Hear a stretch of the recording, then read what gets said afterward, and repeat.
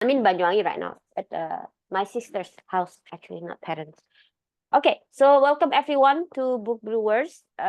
Today we have a short meeting because it just happens that usually we have a meeting on the second Saturday of the month, usually, yeah. But for this month, the second Saturday happened to be the long weekend, Chinese New Year long weekend. So we couldn't do it last week, and then we postponed it to this week. And because it is this week, then several people also cannot make it. But it's okay. Usually we have until uh 5 to 7 presenters, yeah, or five usually the usual number. And but today is okay. I think we will have a short meeting. And like Fajar said earlier, he's gonna teach at 2, so I will let Fajar to talk about his book this month. Go ahead, Fajar. Oh, so right away. Okay then. So today I am going to talk about this book. It's basically mana nih? Screen. So basically it's a book by one of the author about the Are you sharing a screen or not? Cannot see. yeah it's Loading? Okay. still loading. Okay. Okay. Marcus Aurelius. So basically he is a writer of those Stoicism, right? So he's quite famous about on that topic. And basically this is one of some people say that this is like the very one of the best book in the world. So I was like, okay, I just tried to download it. Well, my impression was that well, it's quite interesting. Although maybe not on the level of legendary, but it's one of the a good book. Okay, so basically, I will only talk about like very shortly. First, the on the first chapter, Marcus prays about people that he knows that teach him about the lesson in his life. For example, his father, who's patient and also considerate, and his mother, his mentor, etc., etc. One thing that I learned from this, the first chapter, is that modern people usually praise people because of their wealth, because of their fame, or because of their maybe material achievement. But in this case, Marcus Aurelius praised all of those people not because of their material achievement, but because of their character. For example, like he praised his father, his mentor, who stay calm despite having difficult circumstance, and and I think that maybe we can learn this to our modern life, where maybe we should not focus too much on praising the artists that yeah, that is not really admirable, but maybe we should focus more on people who have really good character. And then the second one, it talk about uh, the philosophy, the importance of philosophy in our life. So in this case, the philosophy that he mentioned is about how to live a life. So there are some traps that he mentions. For example, humans tend to be affected by fear. Sometimes they are affected by their desire, etc., etc. And sometimes they are too busy dealing with other people that is not very important, like gossiping, etc. So he mentioned about the what makes people special is not really about their fame or anything, but it's about his way of thinking, his philosophy. He also mentioned about the importance of time, where basically what we have is only today, not the future and not the past. Okay, and then lastly, he mentioned about what is this? how to act basically, and uh, basically I think that this book is like a guidance on how to live. And Marcus Aurelius is the one of the leader in Rome, and I think it is kind of interesting that this book show up uh, when there is no quote unquote religion that give the guidance. For example, like in Islam or in Christianity, they have the set of morality, right? But this book, the meditation show up in the Rome era where there is no such, as far as I know, there is no such morality guidance when it comes to religion. Maybe there are some, but not unlike like Islam that teach you everything. Um, actually this book also talk about the stoicism, although I have not touched about that in this book. But stoicism is basically uh, we should just simply focus on what we can control and not too much on what we cannot control. For example, like the presidential election result is already come out. Maybe some people are happy, some people are not happy, but well, it's already happened and it's already out of control. There's no need to meddle it even further. So we just focus on what we can control. That's like one of the very simple example of the stoicism. Overall, I think that this book can be quite beneficial for those who seek um, good way of life, how to do that. And if I can give some rating, I think I will give it 4.3. I give it 4.3. I think the material is good, but the language is kind of, it's kind of hard to read. Unless you have a quite proficient English, uh, it's kind of hard to read this. I think that's all from me. Thank you. Question? Kavita, do you want to moderate? Okay, sorry. I was looking at my clock and actually it stopped ticking. So I thought it's still 12:30. So sorry for being late. Thank you all for coming. So Fajar, I'm sorry I missed like the beginning of your book discussions. So you changed your book into Meditations by Marcus Aurelius. Is that correct? Yeah. Yes. Okay. And is it the original work of him? It's the translation of his work. Okay.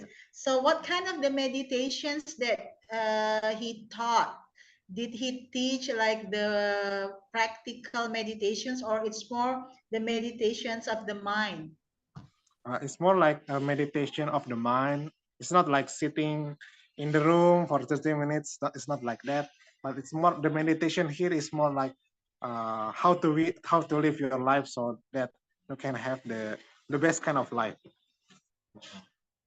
Right. So it's about being here, being present, focus at now, rather than here Pipit wrote down what we have is only today, not the past nor the future.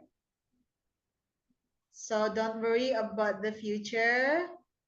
Forget about the past and do your best now. Is that correct? What we have Yeah. control is now. Okay. Yes, it's one I of the. think that's I a just good. copied from Fajar's presentation. Oh, you copied from Fajar's. Okay. I think it's a good quote, yeah. Yeah. Because and also like Fajar said that we just had the election. Some of us are still waiting for the result. Some of us already decided, but we cannot have control over what's gonna happen in the future. But with this, thank you, Fajar. I'm trying to let go of my fear of the future. Actually, now I'm worried. So that's the state of mind. But listening to you, reading the quote from Pipit, I'm beginning to let go of my fear and do whatever we can do right now. So thank you so much. Any questions? And Stephen, I haven't met you. Could you please show your face? He cannot. He's in Ah, a hospital right now. He oh, cannot so show his face before. can he share his book later on or not? He wants to listen. Yeah, Stephen, you said. Yeah, I So think he's Stephen waiting is for his father just at the hospital. listening. Okay, but I he have a wants to. question for Fajar, Kak Vita. Okay, Sure. sure. Go ahead. So is there any other philosophy that this book promotes other than Stoicism? Because Stoicism has been somehow overused in a lot of books, philosophy book. But is there anything new other than Stoicism that we can learn from this meditations book? Mm, Actually, Stoicism is like one part of the philosophy that he has, but maybe the Stoicism is the most famous one. The other part that I find is that basically we have to control our impulse and not to be controlled by our desire. Because otherwise, what makes us different from animal, right?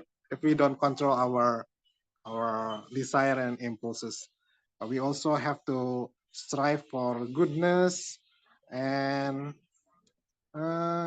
yeah, I think that's one of the most important thing. Apalagi ya? And then maybe not to be attached with the result because human life, well, his life is like momentary, and then they will die, and then what else? The fame is fleeting, and then fortune is unpredictable, and in all, we are just on the river of life, um, and do not to be too attached lah with maybe with the material stuff. Yes. Hmm. Kind of abstract, but I think it's quite interesting. Okay, does that answer a bit? Yes, somehow. Yes and no, but okay. I only read like the 25% of that, so I Yeah, cannot yeah. say much. I'm somehow touched by this philosophy because yeah, Kak Vita talk about the election. Oh, there you go. Question from Steven. Oh, how Yeah, can we? Fajar, there is a question from Stephen. My question to Fajar from the book you read, can you give tips on how to calm down from daily activities and stress, please? Okay, so I think that for calming our mind, we can use the stoicism. Basically, we have to recognize whether something is within our control or it's not really in our control. For example, uh, like yesterday, I was helping in TPS, and it was really chaotic, especially on during the last hour of the recapping. So a lot of work, and there are so many problems. But one thing that helps me is that I should just simply focus on what I can do, not to bother with the thing that I cannot do. For example, like the mistake is already done. I cannot do anything about it. So I just have to focus on fixing that. If I kept meddling about that stupid guy should not have done this, But aren't you afraid it of will not. consequences, Fajar? Uh, The one that makes us stressed out is usually because we know there are consequences coming and maybe yeah. we're not ready for it. Something like that. Oh yeah, maybe that's one of them. But yeah, that's also we can if we try to think that if the consequence is coming anyway, we should try to just accept it, and maybe our fear will not go away, but at least it will be in our control. Right. Mm-mm. And actually, there is a study for that basically if we try to recognize our fear, it doesn't necessarily mean that the fear itself will be gone, but at least it will not make it worse. Mm, mm, mm. It's similar to like in public speaking. Oh my God, there is like 1,000 people, we recognize those fear, but the feeling of the fear itself will not go away. But if we recognize that, we will be able to control it, to stay under control. Yeah, something like that. Okay, thank you, Fajar.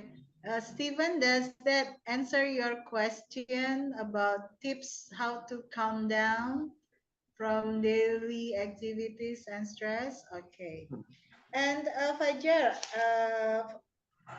can you give us a little bit background of the author of this book? Who is Marcus Aurelius? Because yes, he's famous for the philosopher and things like that. But can you please give us like why did he start writing this book? What was his position then, and who influenced him, and things like that, please. Okay, so basically Marcus Aurelius is the leader. I don't know the word, but maybe we can say the ultimate leader of the Rome at that time for about, I think maybe like 30 years or so.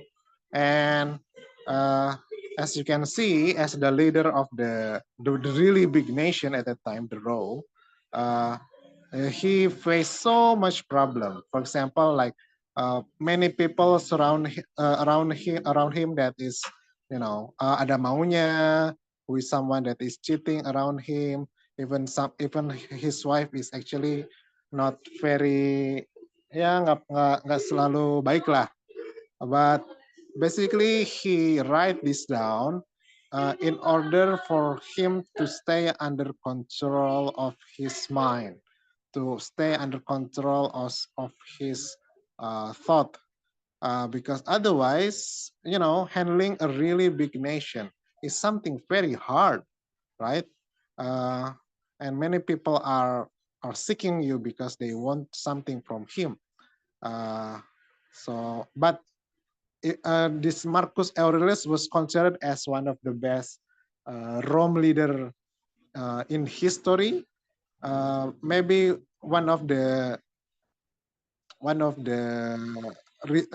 cause is that is this way, is his philosophy of these meditations compared to the to the other Rome leader like Nero, who burned down the Rome to the ground, and so many other crazy leader. Marcus Aurelius is so much better. He's like the one of the best of Rome leader. It doesn't make his life easy, but it makes his life good and manageable. So he was the Roman emperor at that Yeah, time. emperor, exactly. Excuse me? Yeah, a Roman emperor. That's what I want to say. Yes, and he wrote this book actually as like a journaling Yeah, to handle his stress.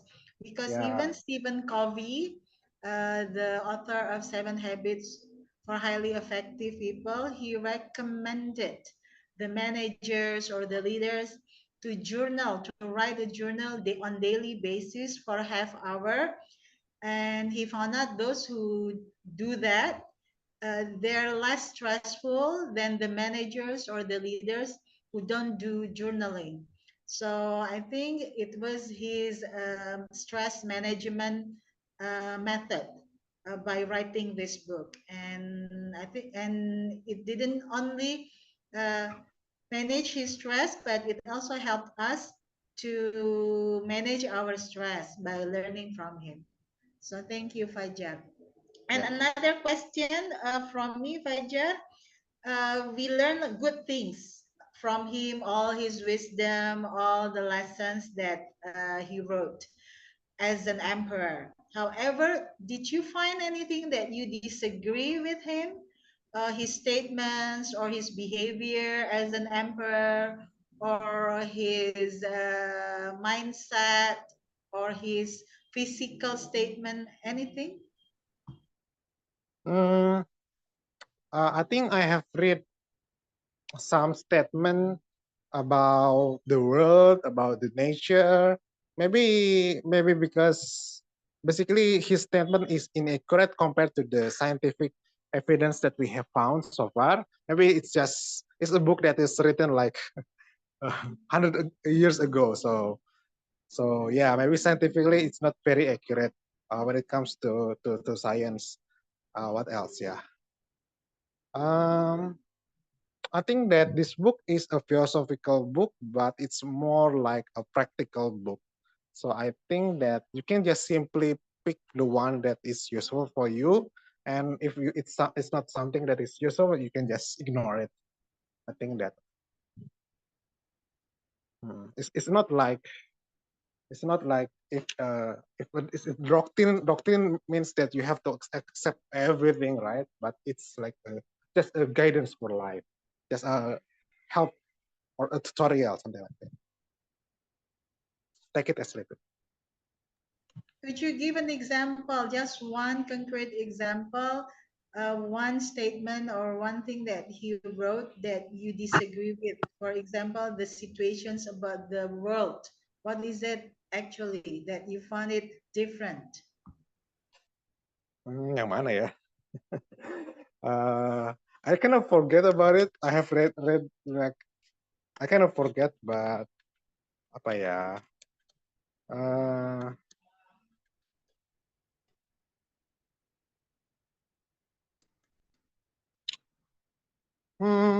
yeah, I think that maybe the one that I disagree is that he very idolize how we can control our mind, but in realistically, it's not very easy at all, right? Because we are eventually just human. Sometimes we make mistake.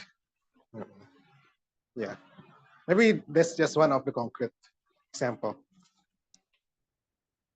Okay, so I think your impression of Marcus Aurelius, it was so easy for him to control the mind because he keeps telling us about how, if we can control our mind, we can become happy. The quality of our life depends on our thoughts and things like that.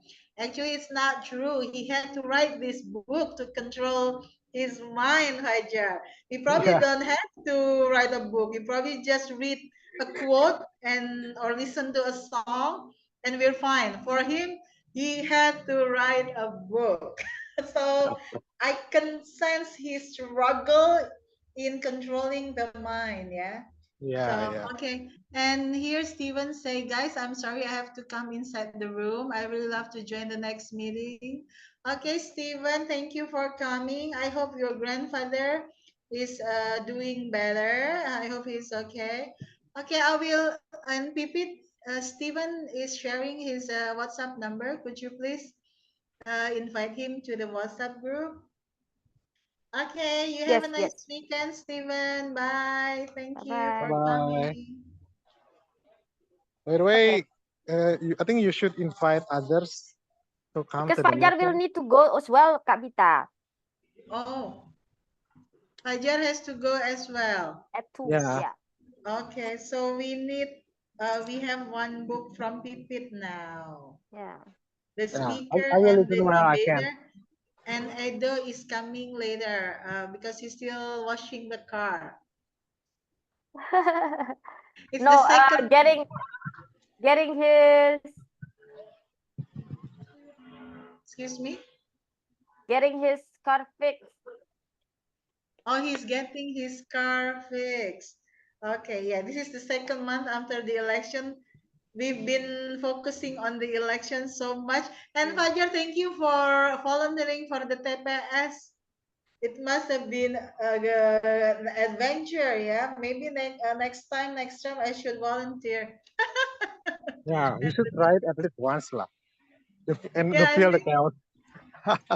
you see what's really going on, yeah, before the election, at the election, and after. So you know Yeah. what happens. I think it's a good idea. It's a great idea. I will Mm. talk to the BURT for next election that I could volunteer to become a TPS. Mm. To be It's a witness good at least. learning experience.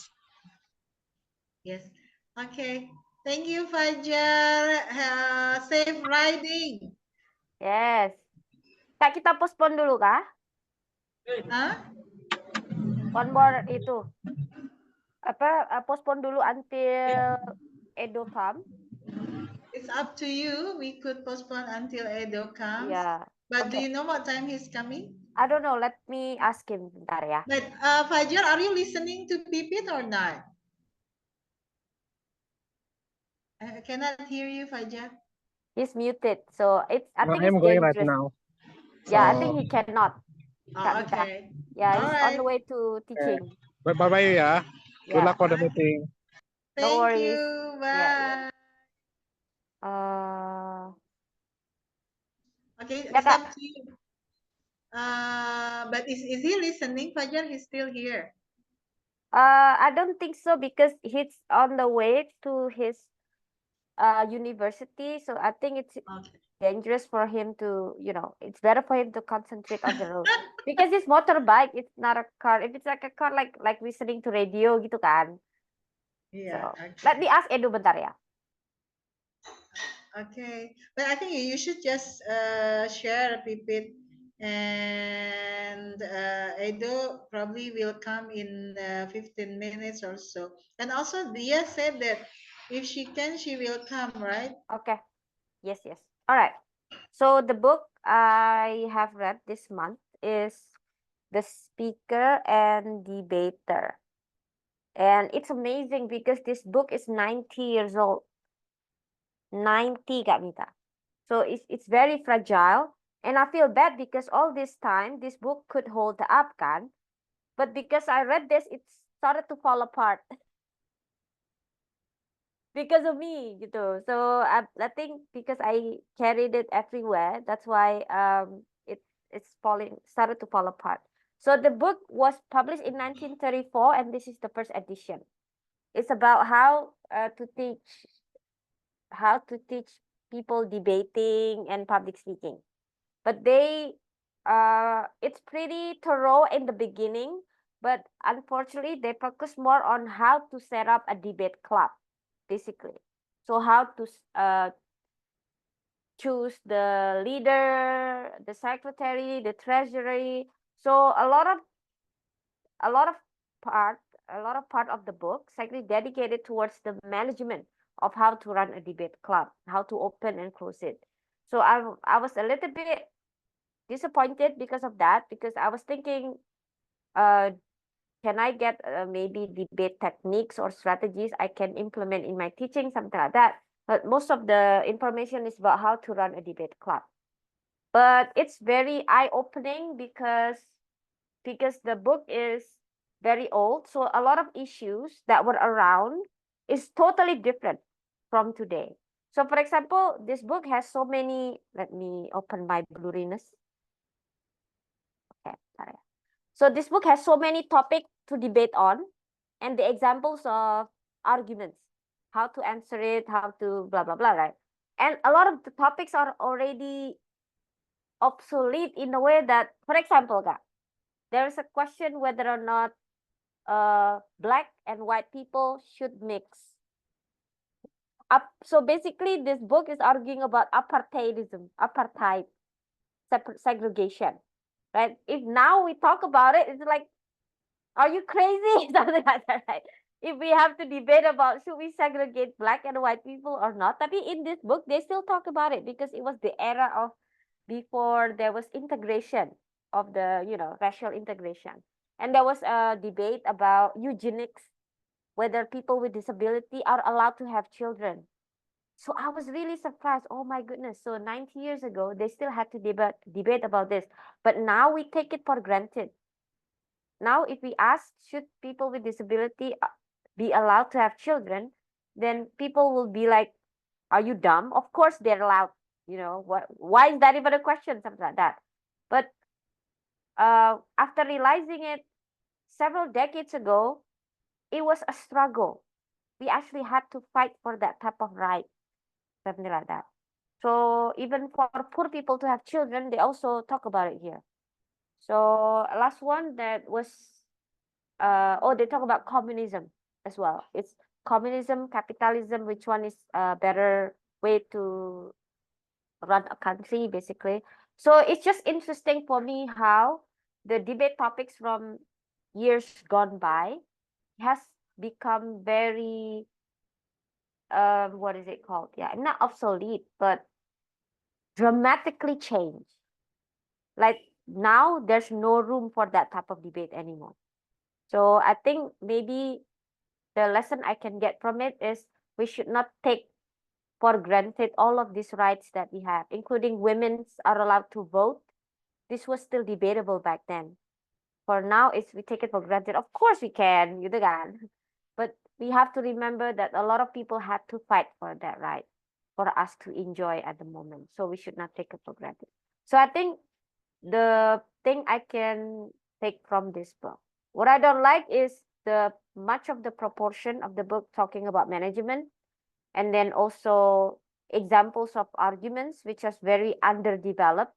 Me as a debate teacher find it very disappointing. A lot of these arguments are very one-liners. They're not developed yet and illogical sometimes. But it also shows how the progress happened in the course of almost 100 years. That now people, when they're given 7 minutes to talk, it's almost like they never run out of things to say in debate. But in the past, coming up with the 3 sentences of argument is already difficult, basically. So I think that's what I can share about what I don't like about the book. And then what's the last one? If I can rate this, if I can rate this, that will be a 3 out of 5.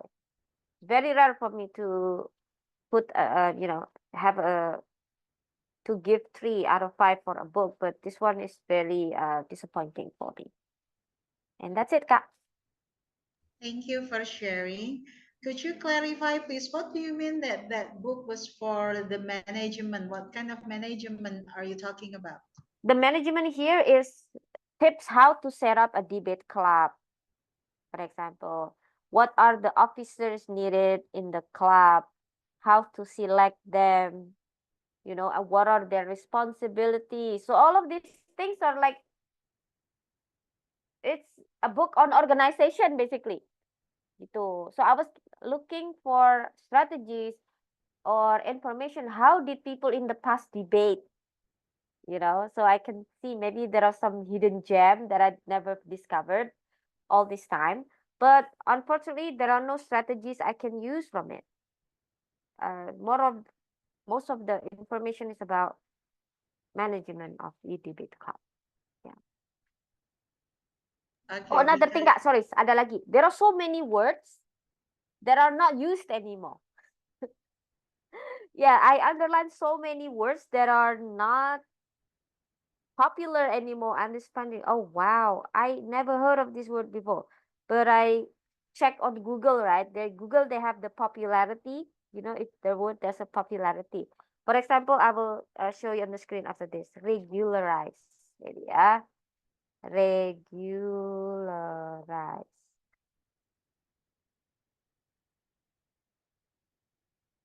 Oh, here. I'll show you on the screen, Kak. So in Google, if we look for the definition of a certain word, gitu kan, they have this timeline usually, right? If you can see. Can see, Kak? Yes. So then we yes, know how okay. since when that the word is used and whether it's gaining popularity or now it's declining. Right? So many new words are found here. Actually no longer used. So the curve is really flattening towards 2019. So that is interesting for me, how certain words are no longer popular. Yeah. So that's another interesting thing I found. That's it. That's interesting that we found out that some words are not being used anymore, regularized, but in Bahasa Indonesia is still being used actually regularized. It's like mengatur, membuat teratur, something like that, right? Regularize. No, Kak. Regularize itu bukan mengatur. So regularize here Membuat, means to make something official, itu regularize. to make Okay. something official. So for me, I'm like, oh wow, I haven't even. It's hard to guess it, gitu. To make something so something that is temporary becomes Yeah. official, itu regularize. Okay. Yeah, because this book was written in 1974. There 34, were 1934, 1964 actually. 33. 34. Oh my goodness, no wonder. There were not many debate clubs or speakers club like Toastmasters, for example. So nobody knew how to set up a club. So Hmm. that's why the book was all about setting up a club. Now we already have a Toastmasters clubs in 150 countries. So this kind of book is no longer necessary, but it could be helpful. We still have the manuals from Toastmasters, how to set up a new club and things like that. And this is not about how to deliver a good debate or how to become a great speaker yet. But I can understand if you are disappointed and you wish that at the end, at least they give like some do's about being a speaker and some arguments development for being a good debater and things like that. Who wrote this book, Pipit? Who is he? Actually, it's from a university. It doesn't have a name. So it's just Kak, sometimes they have like what is it called? Um, blah blah blah for dummies, gitu loh, Kak. Like say Oh, like it's falling apart, look. introduction book. Yeah, so it's teach Okay. yourself books. It's like a self-help book. It's Okay. self-help books, and then it's falling apart. Look, it's in my hand. It's falling apart. It's 1934. It's an Yeah, antique. 90 years old, man. Oh my God, where did you get it? I got it from Loak, Pasar Loak. Oh, they have antique, yeah. So Yeah, antique, very yeah, I nice. remember before the Taman Ismail Marzuki was renovated by Anis Baswedan. They had a bookstore, and I loved going there because they used to sell antique Antique. books, used books, old books that are very interesting. But now they're gone. So I don't know when They Taman move Ismail. online now, Kak. Oh, They now still they're have. sold online. They move online. Oh, okay. So I now usually they're collect National Geography's magazines from old time. okay. Oh, okay. And they're sold online as well. But that's interesting Yes. that you decided to buy something that is a 90 years old. Uh, were you interested to see the development of how debate is all about, Pipit, since the beginning until today? Is that the reason why you bought it? Yes, the reason I bought it because, well, I bought it like a long time ago, Kak. Maybe like 3 years, 4 years, but I never got to read it. So only this time I can read it. Yeah. But that time I wanted to see how it was done because even debate during my university era, which was 15 years ago, and now is totally different. Very different. So I wonder how did it look 100 years ago? Gitu. So debate itu 15 years ago and now itu totally different. The way what type of arguments are expected from the judges, expected by the judges, itu totally different. So yeah. But is there any good things or any key takeaways that you found in this book, although you are Well, disappointed? yeah, the key takeaways is the one I mentioned earlier, how we should not take things for granted. The development or the progress we have achieved so far, it had to be fought for. A lot of people had to fight for it. So it's just incredible for me when they still had to debate whether women were should be allowed to vote or not. So I think we started to get comfortable right now, right? We have everything that we need, most of them. So we somehow take things for granted. So that's probably what I can share. But also there are so many quotes here and there about many different topics that I like. Here, for example, there's a debate about, is world government the only solution to international problems? Ya kan? And then the one who said no actually said we have to embrace problem. We don't have to solve everything. Bayangin nggak? They say when there is no further problem to grapple with, man's soul and mind will wither and die. Jadi katanya kalau ada world problems itu nggak apa-apa. We don't have to solve all of them katanya. That can be, you know, a reason for us to not wither and die. Katanya. Kalau we no problems, we will wither and die. For me, that's very interesting point of view. I will probably use that in a debate. I think that's excellent. Nobody has ever taught us we should embrace problems and even to the point that we should not solve them. So when we don't solve problems, we don't wither and die. What would happen if we just embrace them and not try to solve them? Then they say flourished on the difficulties. We can flourish on the difficulties.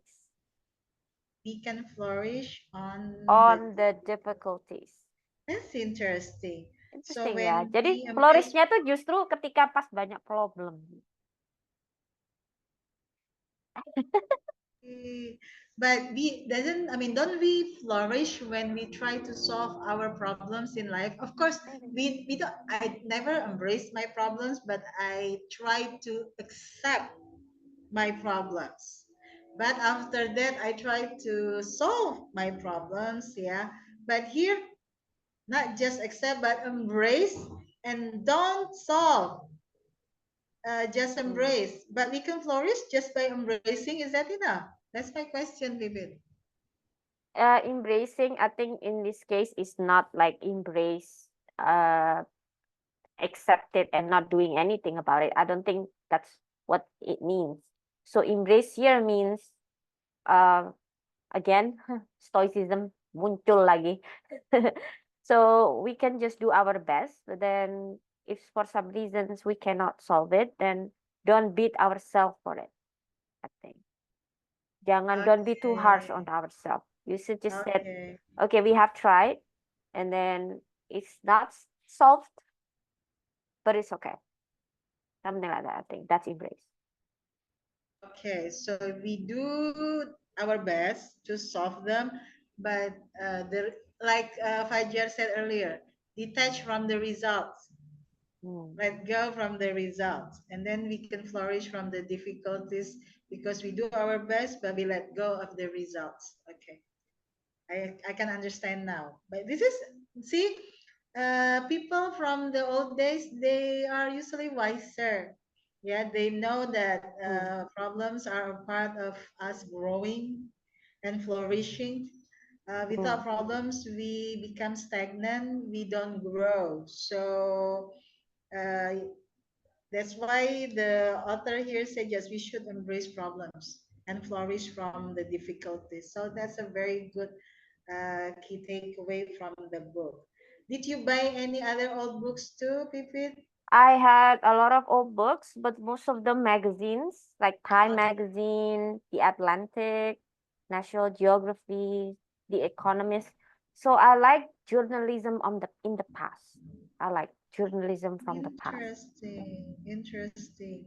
Yeah, and based on what happened to the election, when I saw Prof. Renal Kasali in Rumah Perubahan, I learned one thing that I didn't know it happened, is that the education system, the schools here, don't teach certain histories anymore. For example, I just found out my son was not aware of what happened, the tragedy in 1998. My son was not aware of the human rights violations in Papua and Timor-Leste. What happened? Why Timor-Leste got away from us?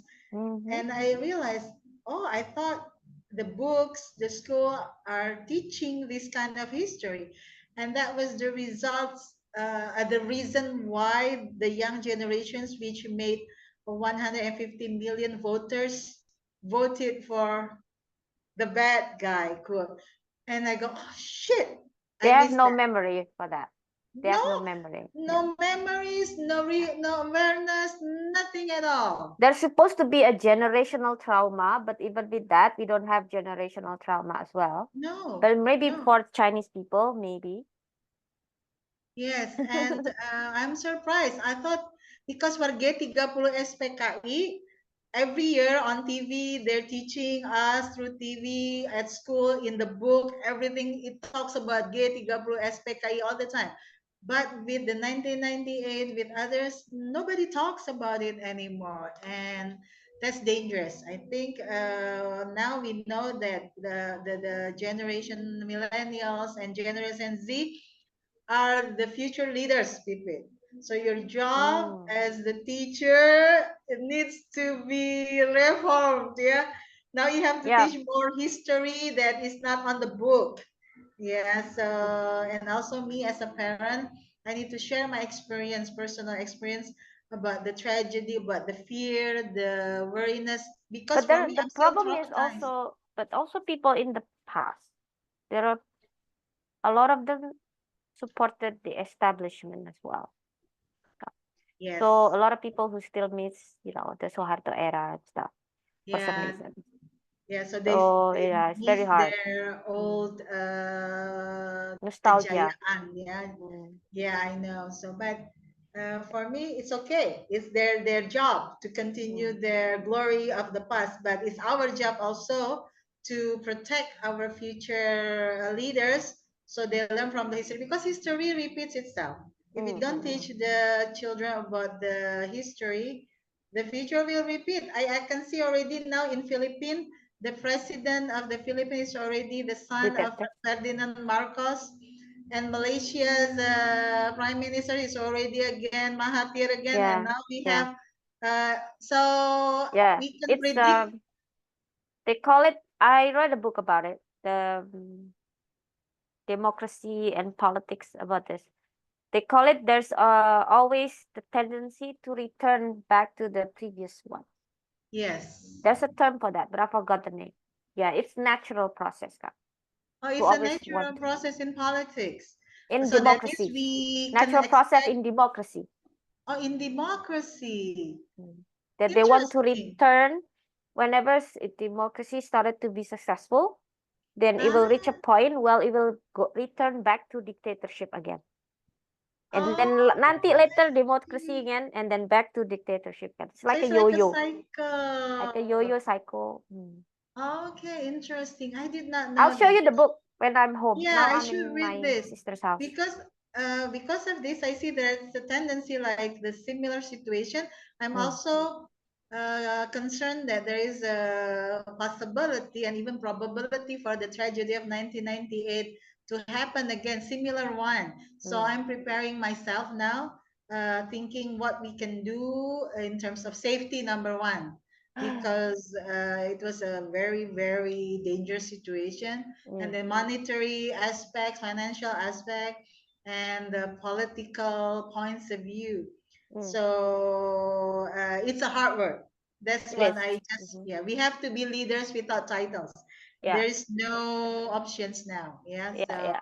guys, please share me the book. Yes. Maybe Yes. I I will. haven't, I've I, shared the book in here as well, but I think it was a few years ago.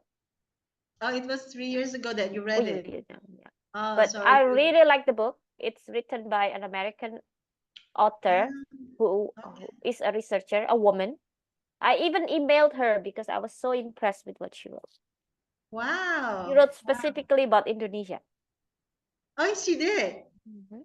Ah, interesting. Mm. And now I know the feeling of like my clients when Donald Trump became elected to become the president. They were crying. They were just doing all the money saving and things like that. So now I understand. It's not a good feeling actually. Really bad feeling. Yep. Yeah, and the world is scared too, and things like Mm. that. Yeah, Yep. but because US is superpower, but Indonesia is not superpower, but we can see the tendency. Mm. The whole Southeast Asia is moving toward that direction again. The what do you call that? The dictatorship again. Yeah, and we will probably ally to other dictators that are strong We are now. probably, yes. Yeah, so it's Uh-huh. scary. It is scary, It but is. it's life. Yeah. Embrace, bro, Embrace problem. It's not possible to solve all of and the. don't solve them. Just read the book and do your best. Yeah, Yes, and yes, then flourish on the difficulties. on It the makes difficult. us read more books actually and Yeah, discuss more and fight more on WhatsApp group. yeah. We should. Actually, I haven't finished reading this. I like maybe 50 pages left. Which So I'm one? gonna This finish it today. The Speaker and Debater. So I'm looking uh, to find interesting points again. So the one I shared with you, only two that I found. I actually found a lot. But anyway, I think I have to go. It's oh, I'm in okay. my sister's So house. with Edo, we should just let go of Edo. So we just think that he's not coming and joining us. Yeah. Okay, so we should just end it today. Okay, it's okay. We have 4 people today. And thank you, Pipi, for organizing this. And I'm Thank sorry you, you Kak came late. Mita. And thank you for sharing your book. So you have a nice weekend. You too, Kak. Bye-bye. Okay, bye.